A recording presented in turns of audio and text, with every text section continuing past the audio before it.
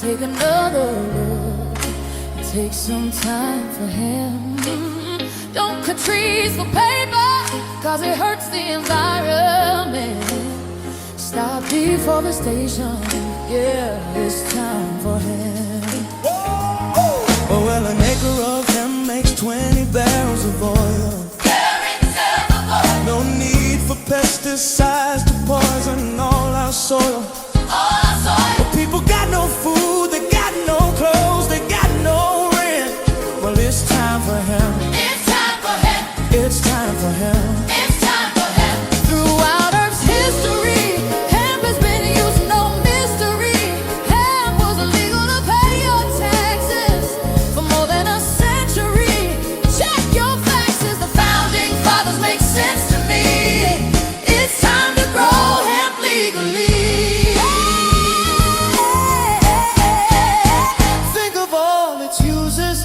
It's money that's well spent.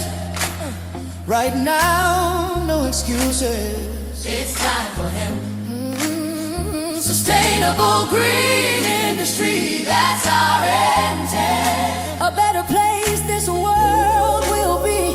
It's time for him. It's time for him. Fuel and food and clothes and soap. Cruising cars, a car, no joke. Henry Ford built a car out of him. It's time for us to do it again. People be employed and we balance farming as it's made. Oh, it's time for hemp. Hemp is a true necessity for the wealth and protection of this country.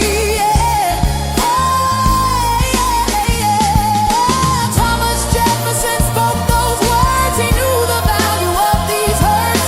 It's time to lift the hemp ban.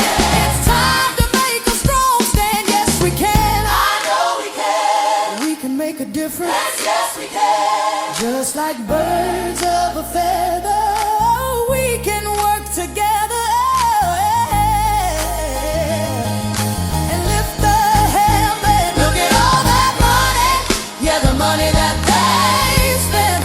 Oh, take another look and take some time for hemp. Don't cut trees for paper, cause it hurts the environment. Stop deforestation, yeah, it's time for hemp. Oh,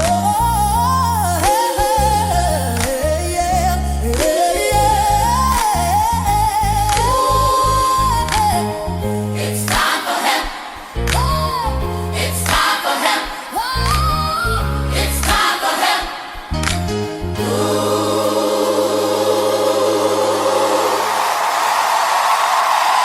Yes, it is. It is time for hemp. I'm your host, Casper Leitch. Thank you for tuning into the big broadcast today. And don't forget, you can also visit the timeforhemp.news website and check out all past segments of this radio series because we've got a great archive of all the shows we've done over the past 40 years or whatever, including up to last week. So if you've missed any programs that you think you want to catch up on, or if there's a show you want to hear for a second or a third time or add to your playlist, timeforhemp.news is the place to go. Lots of free music to download, lots of free podcasts, lots of great information about this amazing plant known as hemp. Today I have an urgent message, very urgent message. There's a lot of things going on in the planet. There's a lot of things going on in the world. We may soon be attacked by UFOs. We've got wars on various spots on the planet. We've got an economic disaster happening in every country. We've got all kinds of crime that's occurring. And we've even got droughts and hurricanes and earthquakes and tornadoes to deal with on top of all of that. And I can tell you it's taking a toll on the cannabis hemp community. It's taking a toll on the entire world. And what's coming ahead of us is going to be very difficult to walk through. And I suggest you be prepared. Today I'm going to be focusing on the concept of growing your own victory garden. In this case, a victory garden of cannabis hemp. Back in World War II, people grew a victory garden, and what they did is they went out and planted tomatoes and cucumbers and corn in their backyard to help offset the cost that was going on at the time and to make certain that everybody had food on the table. Well, that's going to be true as well. We're going to be needing to do that, so I would encourage you, if you got a spot of land in the backyard or someplace you can go to in the hills and plant some veggies, I would do that. But the way the world is spinning, I would encourage everybody and anybody who can find a spot in the closet, who can find a spot, in a backyard shed or in the corner of a garage or a place you can put a grow tent in your bedroom to grow your own cannabis. The cost of fertilizer is going through the roof. We'll be talking about that today because of the shortage that's coming. The cost of planting is going to be difficult at the most, to say the least. Any cannabis that you're going to be buying at dispensary is going to be costing more because the cost of gas is going up and there's very little fertilizer to go around. Cost of seeds are going up. Cost of everything is going up. So you can only just suppose that the cost of your bag of cannabis is also going to be going up. And if you're not buying through a dispensary, if you're buying off the black market, it's going to be true there too. And they're going to even be raising their prices higher because they know if you're coming to them, you've got no place else to shop and you will pay that price. But if you got your own little plant in your own little backyard spot or shed or closet or spot in the garage or a grow tent in your bedroom, then you've got a chance to go in there and have your own cannabis and have a good day still. It's not even safe to go to a Walmart or a Kmart to do shopping for bread and butter as you're going from the front door of Walmart to your car to go home with your groceries. Very good chance you're going to be held up by somebody who has no money, no job, and no food. And that's going to be true of people who are making cannabis purchases as well. So we're going to be talking about why the world is spinning the way it is, and we're going to be talking about why you should be growing your own cannabis. We're going to be talking about an awful lot of things today, but what got me thinking about this was something that I heard on Glenn Beck. Glenn Beck, I think, is a very down-to-earth, well-grounded individual. Anytime you get a chance to tune into his broadcast, whether it be on YouTube or Rumble or his own website, there's a lot of places you can hear Glenn. I would encourage you to do so, but Glenn was talking about what's going on today in America. A lot of people are unaware of the problems that our farmers are having. This came to my attention, of course, when I first interviewed Willie Nelson way back in 1991, and Willie was talking then about how big corporations were taking over all the family farms and buying up all the lands, all the little guys were no longer able to compete. And it's been going on for a good number of years, this problem. But then on top of it, we got weather, we got pricing, and we got all kinds of economic strife that's coming against the farmer. And this year, our farmers are facing a horrific number of difficulties that they're going to have to figure out how to overcome.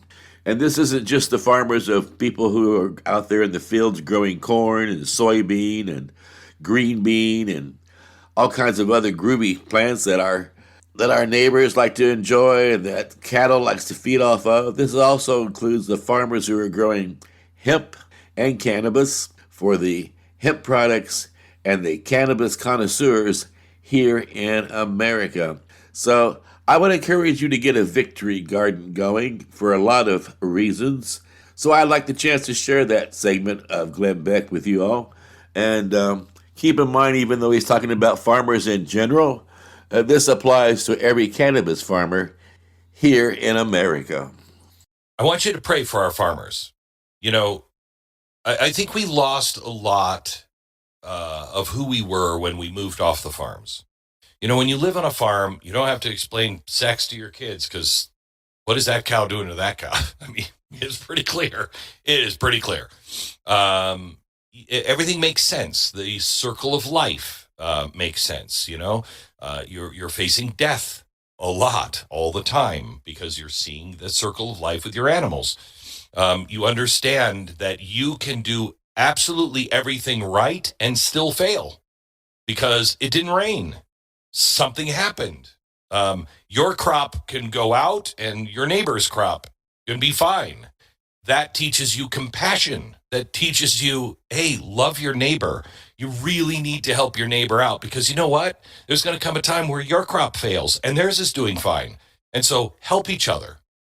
We've lost so much because we've lost the connection to our farms and our farmlands. And I think that's when America really started to hurt and really significantly change. And now we're living in a time where nobody knows where their food even comes from. We don't even know it's real anymore when it comes to our food. But right now, there are farmers that are firing up their tractors and heading out into the fields for spring planting. And a monster drought has swallowed 60% of the lower 48 states. You haven't heard about this, but it is true. The NOAA maps don't lie. The South is baked, sugarcane, rice, peanuts, fruit trees, choking under severe, extreme, and even exceptional drought. Out in the plains, where that's our bread basket, winter wheat is sitting in dust. It can't germinate because it doesn't have the water. In the West, the mountain snowpack is vanishing before our eyes. I mean, I am shocked. I'm here in the Mountain West. We normally have snow up on the mountains all around me. We don't have snow. I mean, we have some and really high elevations, but usually on the mountain right behind my ranch, we have snow up there at this time. It snowed yesterday, but nothing stuck because it's too warm. So you don't have that snow. And now, at least here in Idaho, cutbacks on water are already being talked about. They're being ordered along the Colorado River in Washington State, the Yakima Basin, which has a lot of our food up there. And ranchers are staring at pastures now that they won't grow. The pastures are, the cattle herd is already the smallest it's been since the 1950s, and it's not happening in a vacuum. Farmers have been hammered for years for the skyrocketing fertilizer prices that happened, remember, after COVID, diesel costs that have taken their profit margin and just squeezed everything out of it, supply chain chaos, one hit after another hit after another hit have kept these guys barely hanging on. And now we have another fertilizer hit, and now pile the drought on top of that. The math is brutal. Math is math. Food costs are going up, and not a little, a lot. Beef, grains, produce, everything that comes from the fields all across our fruited plain, it's going to cost more at the grocery store, and it's coming sooner and faster than most people want to even admit. So I ask, because what we do in our community, we have faced droughts up here in this small little farming community, and every church from the pulpit is saying, fast and pray for rain. And I'm telling you, it works. I'm asking you to fast and pray for rain all across the country. I'm asking you to fast and pray for our farmers, because our farmers are under extreme stress. You don't think you care about the farmer? Wait until you can't eat. Wait until you have a problem with a dust bowl. Wait until you can't afford food, even more than you can't afford it right now. You care about the farmers. You just don't see farmers. But they are probably the most important cog in the chain of this machinery. The other thing I want to tell you is you got to stop depending on this system. You have to spit yourself out of this system. It is cracking under the weight of weather or war or economics. It is really important that you become food independent as possible. If you don't have food storage, you should. If you have a scrap of yard, plant a garden this spring. Tomatoes, beans, potatoes, greens, anything you can grow, anything. If you don't have space or you've never done it before, go start talking to your neighbors. Start a neighborhood garden. Share the work, share the harvest, share the knowledge. Get your kids involved. Put up what you grow. It's not enough to have just a whole bunch of beans. Stock it up. Learn how to preserve it. Stock a little extra when you can. Prepare. Because this isn't just about rain or fertilizer prices, market prices. It's not. It's really not. We are in a spiritual war. And I'm telling you, the very gates of hell will come against us in the days ahead. But here's what you can't forget. If you take one thing from today's show, this is it. Know who you are, know who you serve, and know how it ends. To quote Thomas Paine, heaven surely knows how to affix a proper price on something so celestial as freedom. We haven't paid a price for our freedom in a very long time. But victory is already written. This too shall pass. It always does. But now let me give you the truth that isn't just like, hey, trust in God. This is how you trust in God. This too shall pass, but it will pass a whole lot easier if we stop pulling in different directions and start sticking together. If we stop hating one another and start helping one another. If we start to get to know our neighbors and say, look, I don't care how you vote, man, but have you seen the price of food? When the shelves get thin, this too shall pass a lot easier if you've loved your neighbor and you're working together. Stand firm. Plant your seeds in the ground and plant seeds of love in your heart and in your faith and get ready because the storm is here. But so is the one who calms the storm every time. Keep your eyes on him, but put your hands onto the plow. Let's work and walk through this together. Pray for our farmers and pray for rain.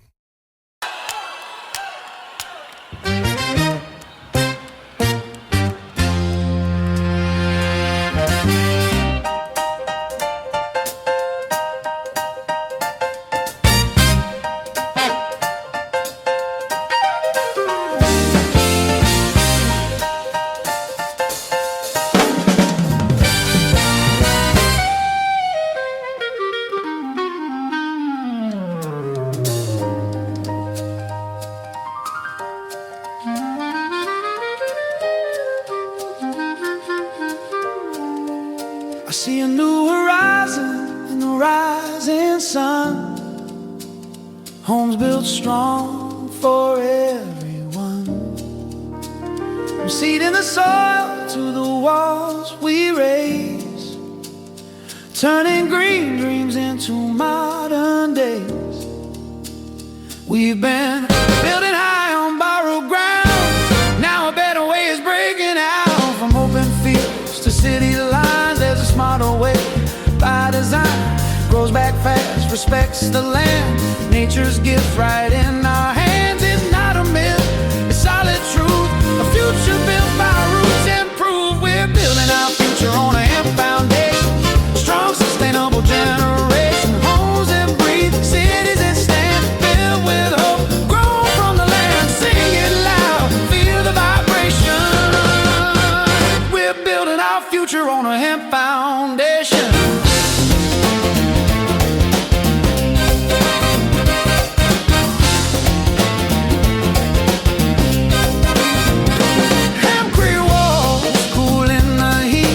Quiet strength beneath your feet. Fire resistant, mold free too. Cleaner air coming through. What was banned is now the key to building homes responsibly. Fiber beams and insulated stone. Feels like shelter, feels like home. Less waste left along the way.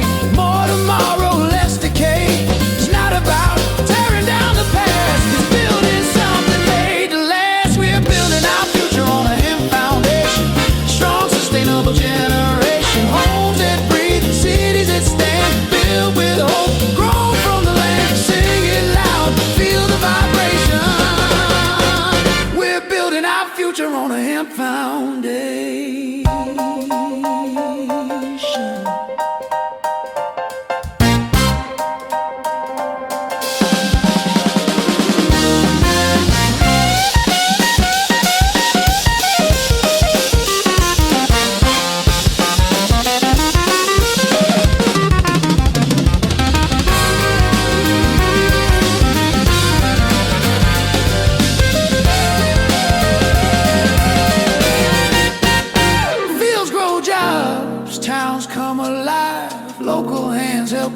survive.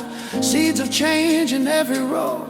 Watch the green economy grow. What was ignored, misunderstood, now stands tall like it always should.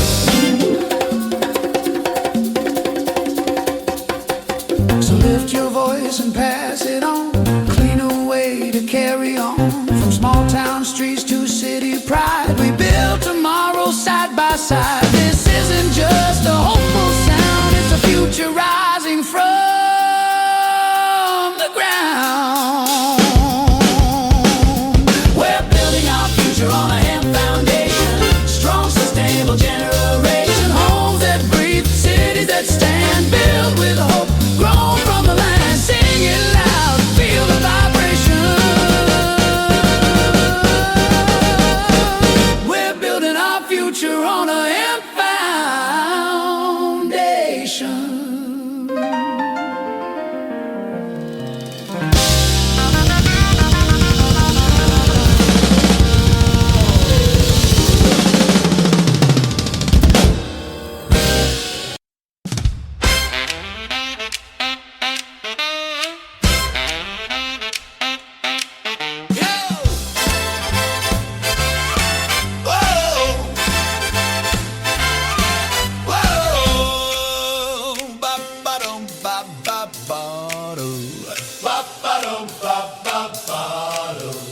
Oh, back in the day when the world was new, hemp was the helper everybody knew. From caveman ropes to a pharaoh sail, hemp kept the ancient world on the trail. Step into the past, hear the old world feel. Hemp made the cloth and the ships of steel. Oh, long before the future came into view, hemp built the world and it's still brand new. Zoom into the light where tomorrow shines. Hemp is the power in the new design. From clean green fuel to the homes we build, hemp makes the future bright and filled. Oh, into the spark of a high-tech dream. Hemp runs the engines of the next big scene. Oh, everything ahead, bold and breakthrough.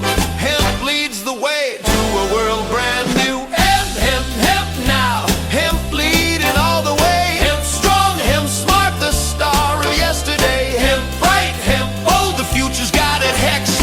Hemp built the world, now it's building what's next. Whoa! Whoa! From age to age, it's the same old tune. Hemp keeps on rising like a silver moon. Old world, new world, every time and place. Hemp brings the rhythm to the human race. From sailors' ropes to the scholar's page, hemp shaped the story of the turning age. From fields of green to the labs we run, hemp lights the path to a brighter sun. Through every shift, through the rise and fall, hemp stands steady, it outlasts them all. So snap right back to the beat we trust. Hemp leads the future like it always must. Hemp then, hemp now, still leading every day. Hemp strong, hemp sharp, the star that paved the way. Hemp bright, hemp bold, the future's got it flexed. Hemp built the world, now it's building what comes. Whoa! Wah-ba-doo, wah-whoa! Wah-ba-doo, wah-whoa! Wah-ba-doo, wah-whoa! Wah-ba-doo, wah- Hemp then. You are listening to Time for Hemp. I'm your host, Casper Leitch. Thank you for tuning in to the big broadcast today. We are talking about a victory garden in your backyard, or perhaps a victory garden in your closet, or in the corner of a garage, or a grow tent in your, bedroom or den or computer room. But we want you to be cannabis independent. If you're someone who relies on medical cannabis and you need to smoke it to keep your pain down or to deal with chronic back pain or leg stress, variety of different medical reasons why a person would want to utilize medical cannabis, it is important that you become cannabis secure, cannabis independent. And that is why we are encouraging everybody who's within hearing distance of this broadcast to grow their own. It's going to be a very difficult year this year for growers, whether you're growing 40 acres or you're growing 40 plants or you're growing a 40-inch plant all by itself in your grow closet. It's going to be important for you to be able to find a thing called fertilizer. And if you can't find fertilizer, well, then I guess that means that shit hits the fan. Ark, get it? The shit hits the fan, which would be the only way you can fertilize your plants if you can't find fertilizer. And we're going to talk about the reasons why you can't find fertilizer today, because it really is an important thing. I have 2 news clips I'd like to share with you on the topic of the fertilizer shortage that's going on in the world today. The first is from CNBC. For farmers in the Northern Hemisphere, like Caroline, the disruption to fertilizer supplies could hardly have come at a worse time. We won't get through the middle of the season without having to buy some very expensive fertilizer, and goodness knows what would happen. Well, I don't think a lot of farmers won't even be here this time next year. If you were to harvest a crop of recent headlines since the start of the Iran war, you'd find plenty on the disruption to oil and gas supplies unable to pass through the Strait of Hormuz, and some, but far fewer, on the supply shock to fertilizer that's driving massive price spikes and looming food insecurity. Let me try to translate that into what does that mean in terms of food supply. So that's enough fertilizer to and enough nutrition to create about 20 billion meals per week that are now lost as a result of this. And here's why. Around a third of all the global fertilizer trade by sea normally passes through the Strait of Hormuz, according to the UN, including urea, the most used nitrogen fertilizer. And although some countries produce large amounts of their own fertilizer domestically, the process requires LNG, mostly imported from the Gulf, also badly disrupted and in short supply, limiting domestic fertilizer production as well.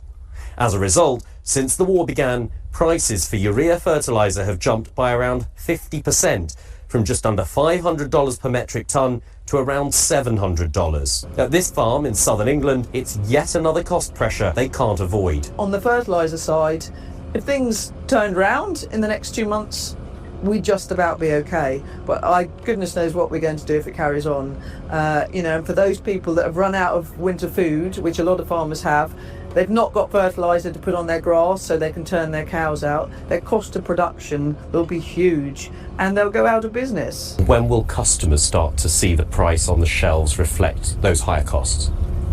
To a certain degree, the trouble with farming is that we're price takers, not price makers.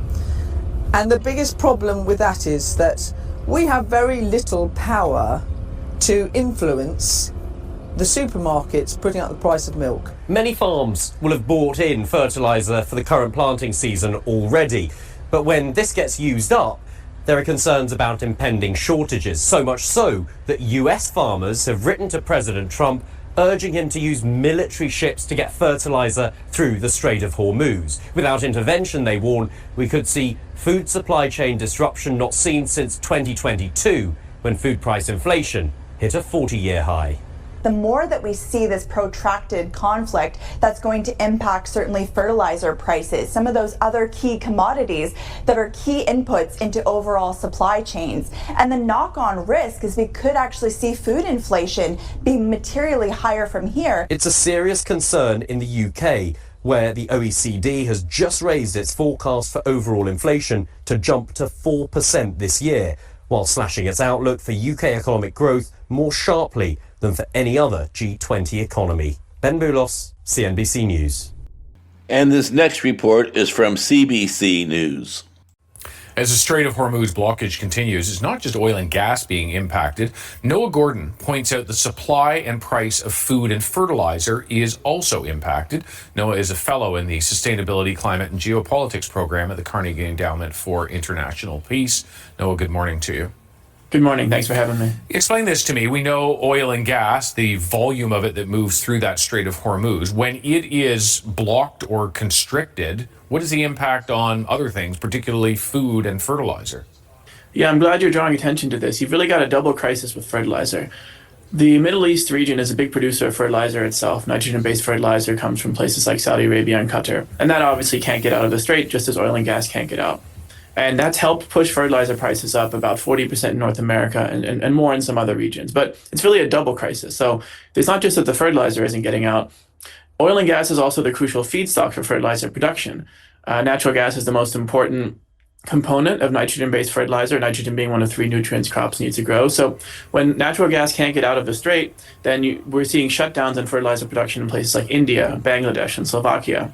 You also have the problem of sulfur. That's a byproduct of oil and gas production.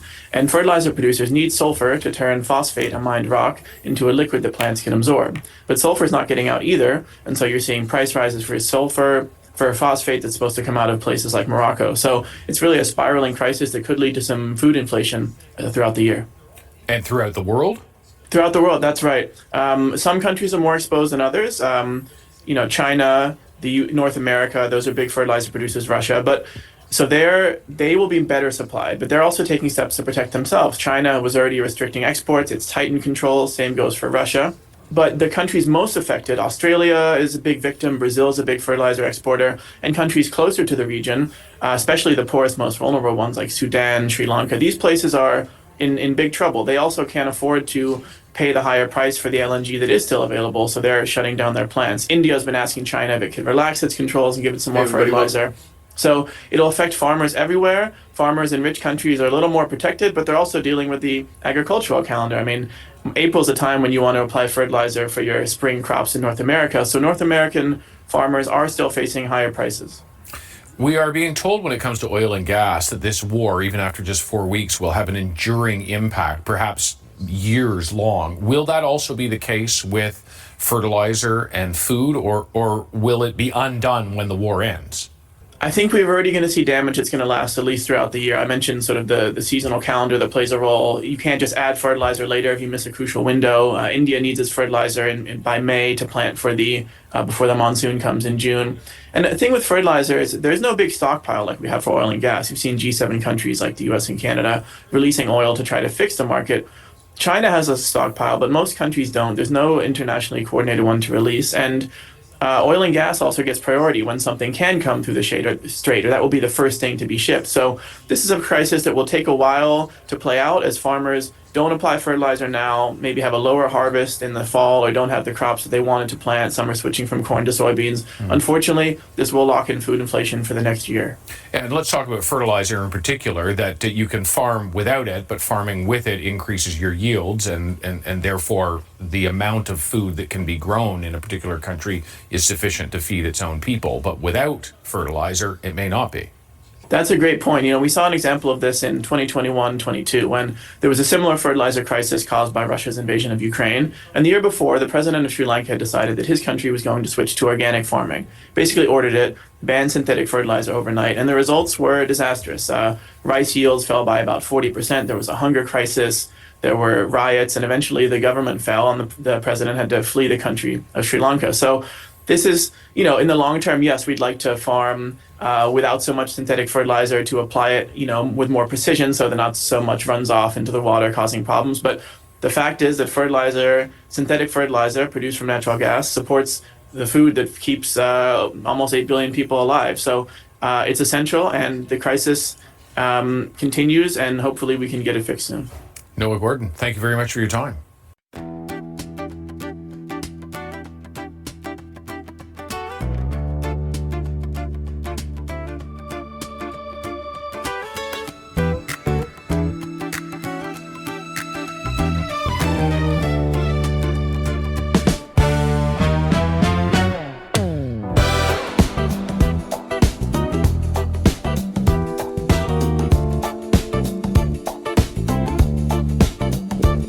There's a strip past the county line where the daylight turns to flame, where the roads lean back like regulars who already know your name. When your body starts to bargain and the road gets hard to hold, there's a leaf that deals in quiet strength and is never oversold. It's a remedy with road miles older than the doubt you told. Slides in smooth as a tailwind when your bones run out of gold. When the pain rewrites your evenings and your breath turns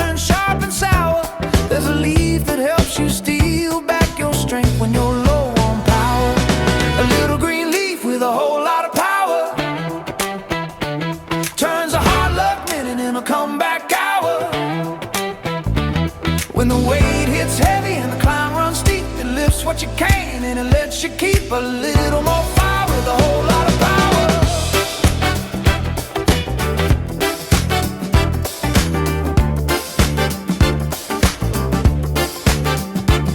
Some cures talk like strangers, some walk in like they belong, and the ones that rise from sunlight tend to hum a cleaner song. It won't promise you a miracle or erase the dues you paid, but it steadies up your balance when the edges start to fade.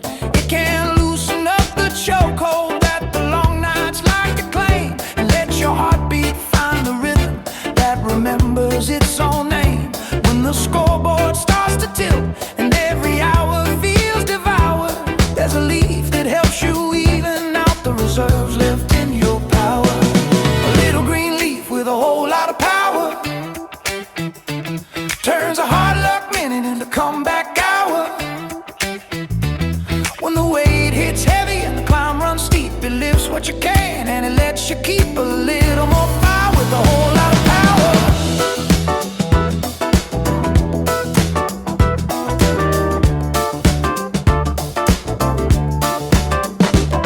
It's the breath you didn't notice, it's the ease you thought was gone, it's the warmth that slips inside you when the cold keeps hanging on.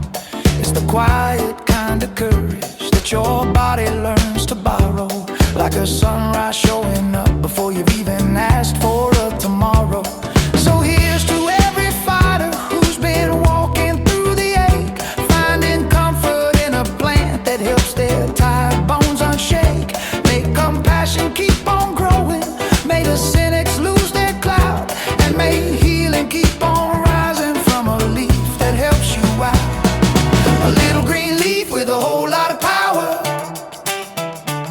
turns a hard luck minute into a comeback hour. When the weight hits heavy and the climb runs steep, it lifts what you can, it lets you keep a little more fire with a whole lot of power.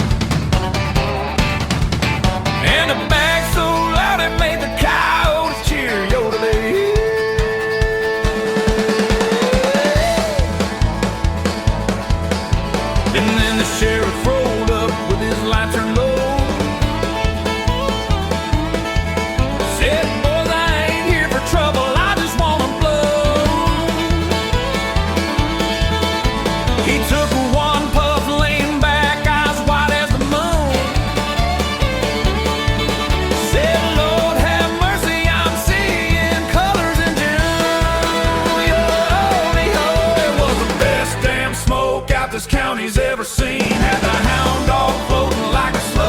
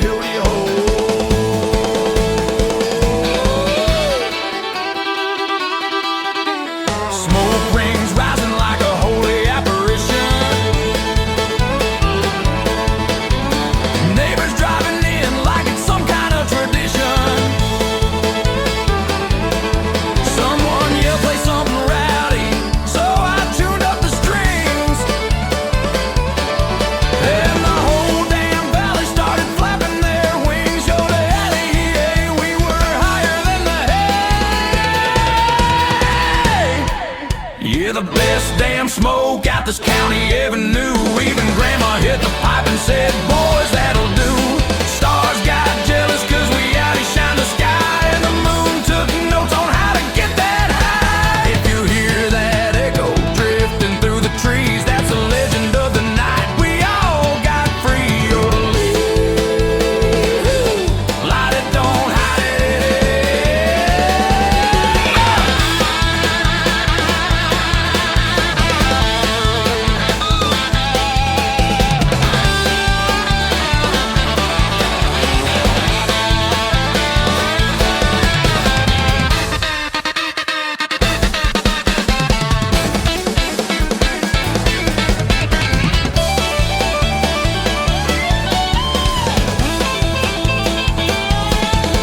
Yeah, the best damn smoke out this county ever knew. Even grandma hit the pipe and said, boys, that'll do. Stars got jealous cause we outshine the sky, and the moon took notes on how to get that high. If you hear that echo drifting through the trees, that's the legend of the night we all got free.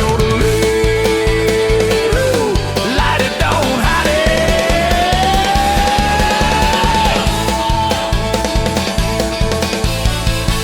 You are listening to Time for Hemp. I'm your host, Casper Leitch. Thank you for tuning in to the big broadcast today. Please make it a point to visit Time for Hemp News and check out all of our newest videos and audios that you can enjoy, download, and share with your friends. Well, my question to you, are you still on the fence about growing your own victory garden, growing your own little closet of joy? A little spot in your shed where you can grow a little buddy that you can harvest down the road and smoke? Well, I'm going to encourage you one more time to become cannabis independent and becoming cannabis secure. And I've got some friends who want to talk to you about that as well. But first, let's talk about the pros of growing your own victory garden.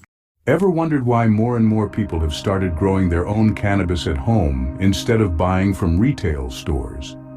The reasons are plenty, and today we dive deep into the world of homegrown cannabis and its multiple benefits.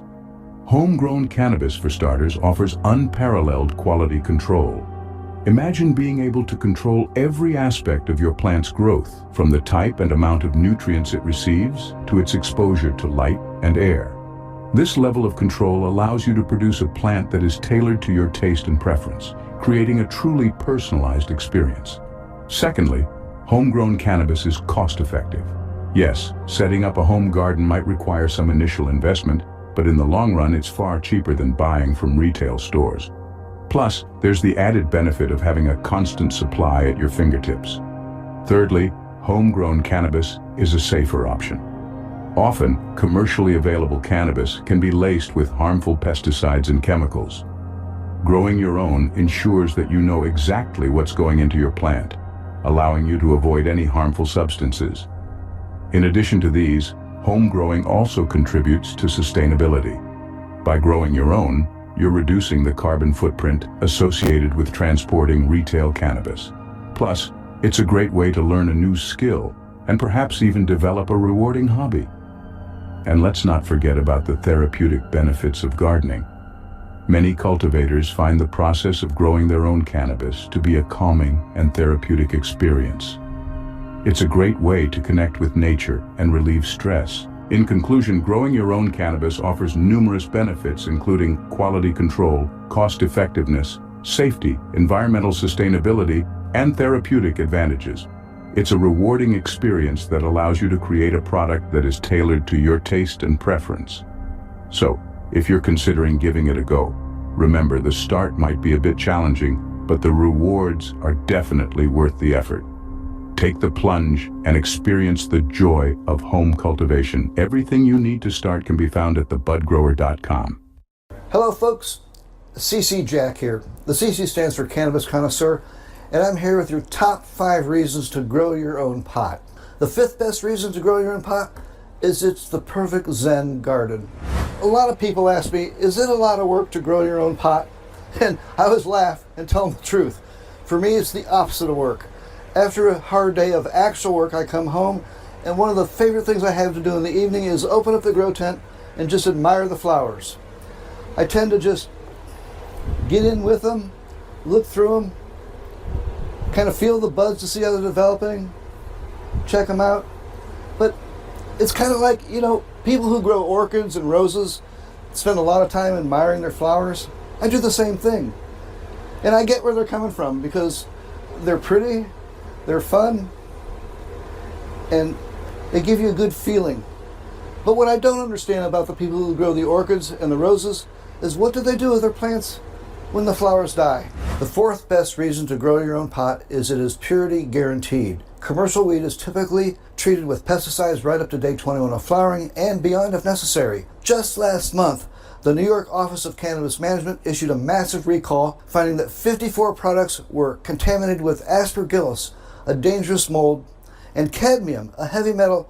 Despite the fact that these products were past the initial testing, they are only found on a secondary audit. Also last month, the Colorado State Department of Health issued a safety advisory affecting nearly 300 dispensaries. They found chlorphenapyr, a powerful insecticide banned for use on food crops because it can be fatal when ingested. These products had initially passed state testing but were discovered on a secondary audit again. When a state has to recall hundreds of products that have already passed lab testing, who can you trust? You can trust yourself. Just grow your own. The third best reason to grow your own pot is it is personalized just for you. Do you know when commercial weed is harvested? It is when the trichomes are half crystal clear and half milky white, with almost no amber whatsoever. Trichomes turn amber when the THC is converted into CBN. CBN gives the pot a more sedative effect. So the more amber, the more couch lock. I personally like my sativa strains to be mostly crystal clear and milky white with no amber because that's the way sativa should be, the way I feel.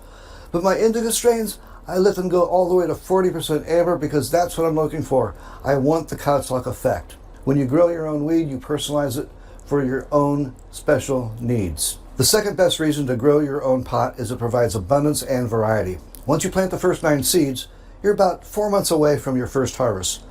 Depending on the strains that you chose and the phenotypes that you got, you're looking at a harvest between 25 and 30 ounces. When's the last time you had a pound and a half of connoisseur quality pot in your stash? And variety is just as important. You will grow at least 4 different strains to avoid strain lock. This is the phenomena that you get when you smoke the same strain day after day, week after week, and you notice its diminishing effects. This is not your imagination. Your cannabinoid system gets used to, it becomes accustomed to that particular variety of pot, and it begins to ignore it. When you have 4 different strains to rotate through your stash, you never have to deal with a strain that you no longer get the effect from. Right now, I have 12 different strains rotating through my stash, so how's that for variety? And the number one reason you grow your own pot is it saves you a ton of money. Your ongoing cost to grow 9 plants in 5-gallon bags breaks down to about $26 an ounce, and here's how it works. You spend $100 on soil. You spend $95 on filtered water. You have $125 worth of nutrients. You have $145 worth of electricity, and the seeds cost you about $120. That all adds up to $585 for your 9 plants. A conservative yield of 2.5 ounces per plant brings your cost down to $26 per ounce. When we started the QPG project, we put $900 on a credit card for all the equipment. We needed to continue buying pot at the dispensary at $500 a month for the 2 of us for the next 4 months. Once we harvested our crop, we took that $500 a month we were spending on the dispensary and over the next 2 months paid off the credit card totally, and now we have a lifetime supply of connoisseur quality weed at $26 an ounce. How's that for inflation busting? Well, I see by the clock on the wall that it is 4:19, so that means I need to sign off and go take a break. Please share us with your friends. Visit timeforhemp.news. You'll find this program and other programs that we've produced in the past, all in our archives, free to download.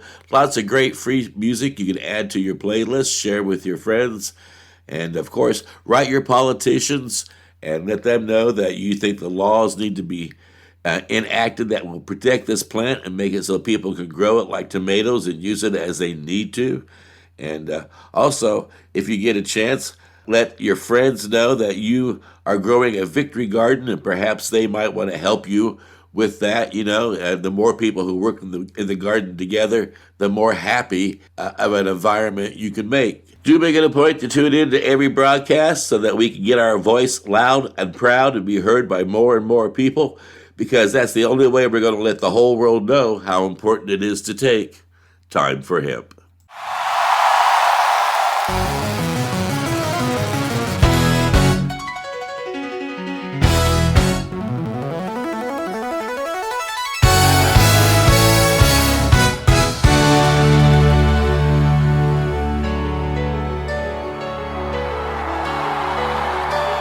It's time for him. It's time for him. It's time for him. It's time for him. Look at all that money, yeah, the money that they've spent. Take another look and take some time for him. Don't cut trees for paper, 'cause it hurts the environment. Stop deforestation. Yeah, it's time for him. Well, an acre of hemp makes 20 barrels of oil. No need for pesticides to poison all our soil.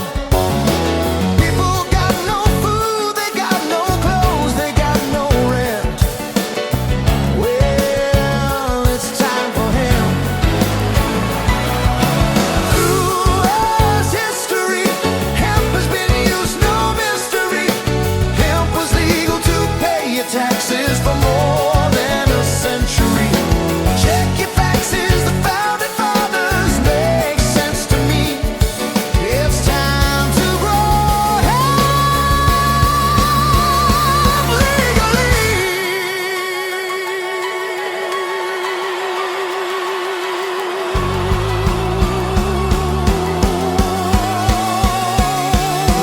Think of all its uses.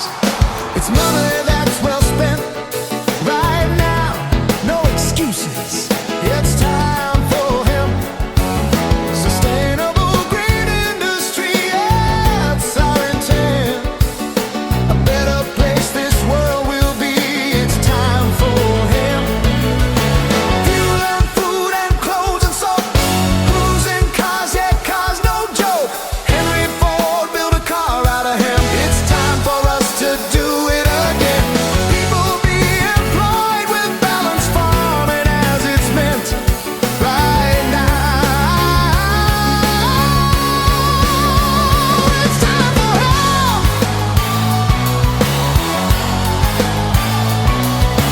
Hemp is a true necessity for the wealth and protection of this country. Thomas Jefferson spoke those words. He knew the value of these herbs. It's time to lift the hemp ban. It's time to make a strong stand. Yes, we can. I know we can. We can make a difference. Yes, we can. Just like birds of a feather, we can work together and lift the hemp ban.